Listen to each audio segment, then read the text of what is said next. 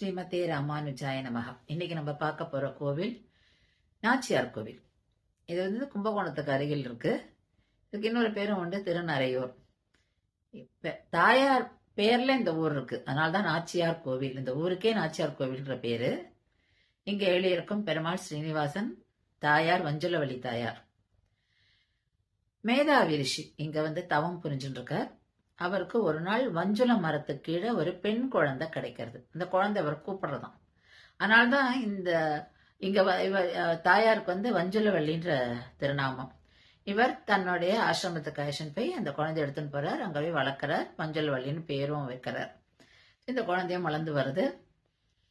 பெருமாள் தாயார் தேடின்னு வர்றார். ஏன்னா இங்க வந்து ஸ்ரீதேவி தான் வஞ்சுலவள்ளியா அவதாரம் எடுத்திருக்கா.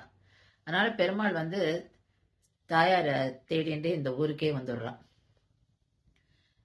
இவரா கேட்கிற மேதாவி ரிஷிய, இந்த குழந்தைய எனக்கு கல்யாணம் பண்ணி கொடுன்னு. அவரு வரைச்சு அங்கேயும் அவர் வந்து வயதான தோற்றத்துலதான் வர்றார். பெருமாள் எப்படி வந்து உப்பிலியப்பன் கோவில் வந்தாரோ அதே மாதிரி இங்கேயும் வந்து பெருமாள் வந்து வயசானவராதான் வர்றார். இப்ப மேதாவி ரிஷி வந்து முதல்ல வயதானவர்னு பார்த்தார். அதுக்கப்புறம் சரின்னு சொல்றார். ஆனா நிறைய கண்டிஷன்ஸ் போடுறார். என்னென்ன கண்டிஷன்ஸ்னா, என்னுடைய பெண்ணுக்கு தான் முன்னுரிமை தரணும், அவளுக்கு தான் எதுவா இருந்தாலும் அவளுக்கு தான் முதல்ல இங்க நடக்கணும், அவள் பெயரால தான் இந்த ஊரே அழைக்கப்படணும் அப்படின்னு சொல்லி இந்த கண்டிஷன்ஸ் எல்லாம் போடுற. பெரும்பாலும் ஒத்துக்கிறார். அந்த ஒத்துன்றதை இன்னைக்கு மட்டும் வந்து அந்த ஊர்ல நடந்துட்டு இருக்கு. என்னென்னலாம் இன்னைக்கு வந்து மேதாவி ரிஷி கிட்ட பெருமாள் ஒத்துண்டாரோ அந்த கண்டிஷன்ஸ் எல்லாம் இன்னைக்கும் நம்ம வந்து அங்க நடைமுறையில இருக்கிறத பாக்குறோம். அது என்னென்னலாம் நம்ம பார்ப்போம்.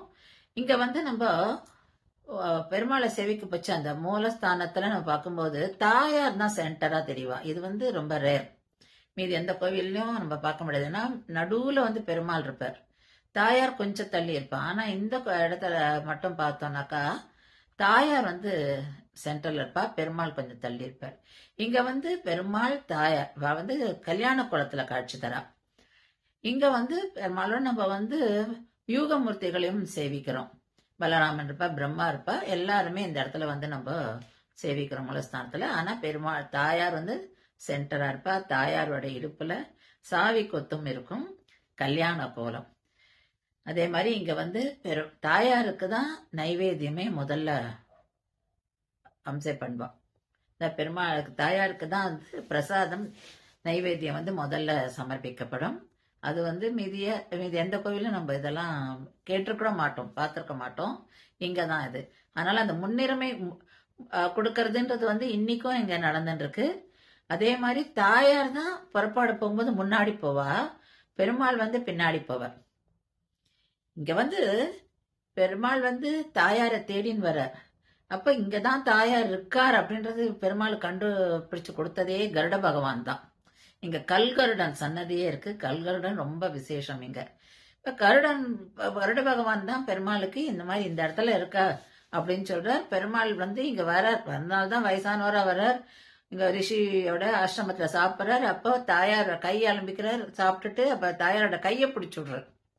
கையை பிடிச்சிட்டு அதுக்கப்புறம் ரிஷி பார்த்துடுறார். என்ன இது அப்படின்னு சொல்லிட்டு கேட்கிறார். அப்ப வந்து இல்ல நான் கல்யாணம் பண்ணிக்கிறேன்றார். சரி கல்யாணம் பண்ணினானா இதெல்லாம் கண்டிஷன்ஸ் அப்படின்றது. அப்பதான் இந்த கண்டிஷன்ஸ் எல்லாம் போடுறாரு. இப்படி ஆனதுதான் அவளுடைய கல்யாணம். அதனால இன்னைக்குமே தாயார் வந்து முன்னாடி எழுவா, பெருமாள் வந்து பின்னாடி எழுவார். இப்ப கல்கருடன்ல பெருமாள் எழுவார், தாயார் வந்து அம்சவாகனத்துல எழுவா. தாயாரும் மென்மை, அம்சவாகனமும் லைட். ஆனா அங்க வந்து அவ முன்னாடி ஏறி கடகடகடன் போகலாம். பெருமாள் வந்து கல்கருடன்ல ஏறி போகும்போது அப்படியே வெயிட்டா எழுவாராம். அதனால அவ வந்து அந்த வெயிட்டும் பின்னாடி போயிட்டு. இங்க வந்து இன்னைக்கும் இது நடந்துட்டு இருக்கு. தாயார் முன்னாடியும் பெருமாள் பின்னாடியும் ஏழ்வாளாம். பெருமாளுக்கு இங்கதான் தாயாருக்கு தான் முக்கியத்துவம் அப்படின்றதுல வந்து இந்த மாதிரி நிறைய விஷயங்கள்ல பார்க்கலாம். ஸ்ரீமதே ராமானுஜாய நமஹா.